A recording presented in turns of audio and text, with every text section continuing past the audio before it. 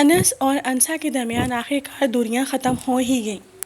आने वाली एपिसोड में हम देखने वाले हैं कि अनस और अंसा जिस तरह शॉपिंग करके आते हैं तो ताई अम्मा किस तरह घर में एक फसाद सा खड़ा कर देती हैं। वो साफ अल्फाजों में बोल देती हैं कि मैं किसी भी किस्म का कोई भी फालतू सामान अपने घर में नहीं रखने दूंगी। अंसा को काफ़ी हद तक गुस्सा आ जाता है। वो मुस्लिम की बीवी को साफ अल्फाजों में कह देती है कि आखिरकार आपकी हिम्मत कैसी हुई कि आप हमें मना करें। हमारी मर्ज़ी, हम जिस तरह मर्ज़ी का सामान लेकर आएँ और आप मैं भी देखती हूँ कि आप मुझे रोक के दिखाएं, क्योंकि ये घर मेरे नाम हो चुका है और मेरी मर्ज़ी मैं यहाँ पर कुछ भी लेकर आ सकती हूँ, इसलिए मुझे आप लोगों की परमिशन की ज़रूरत नहीं। आगे से मुस्लिम की बीवी कहती है कि मैं तुमसे बड़ी हूँ तो तुम मुझसे बदतमीज़ी नहीं कर सकती। आगे अंसा कहती है जो लोग इज़्ज़त के काबिल होते हैं मैं उनको इज़्ज़त देती हूँ।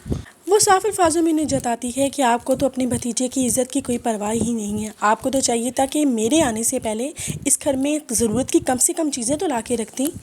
अंसा साफ अल्फाजों में जता देती है कि अब ये घर मेरे नाम है और मेरी मर्ज़ी मैं यहाँ पे कुछ भी लेकर आऊँ, इसके लिए मुझे आप लोगों की परमिशन की ज़रूरत नहीं है। और हाँ, एक बात कान खोल के और सुन लें, मैं अनस की तरह बिल्कुल भी मासूम नहीं हूँ और ना ही सीधी सादी हूँ। मुझे अपना हक ठीक ठाक लेना आता है। दूसरी तरफ शहरीन का नया पिंडोरा बॉक्स खुल चुका है। जैसे उसके बाप को पता चला है कि शहरीन उस लड़के से मिलती है तो उसका बाप साफ अल्फाजों में मना कर देता है कि तुम आज के बाद उस लड़के से नहीं मिलोगी। मुरसलीन उससे कहता है कि तुम्हें मेरी इज़्ज़त की बिल्कुल भी परवाह नहीं है। आगे से शरीन नहायत बदतमीज़ी से कहती है कि आप लोगों के कहने पर मैं उस लड़की से मिलना नहीं छोड़ सकती।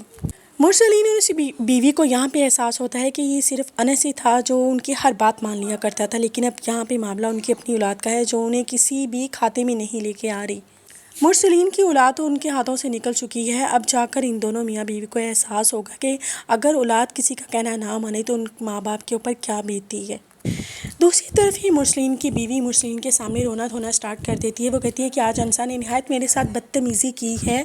इस घर में मेरी कोई इज़्ज़त और वैल्यू नहीं है। इस घर के लिए मैंने अपना सब कुछ कुर्बान किया और बदले में मुझे अब बेइज्जती का लेबल दिया जा रहा है।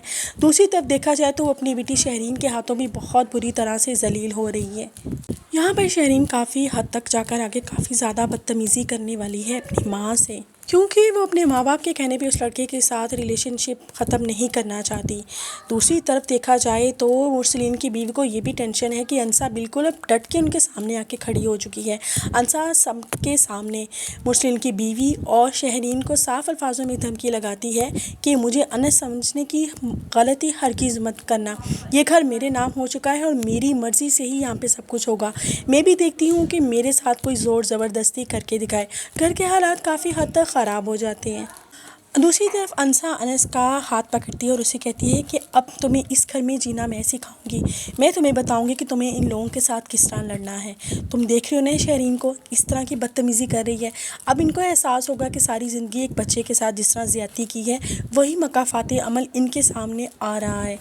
अनस तो वैसे ही अंसा का दीवाना हो चुका है। ये थी मेरी आज की प्रेडिक्शन जो मैंने आपके साथ शेयर कर दी।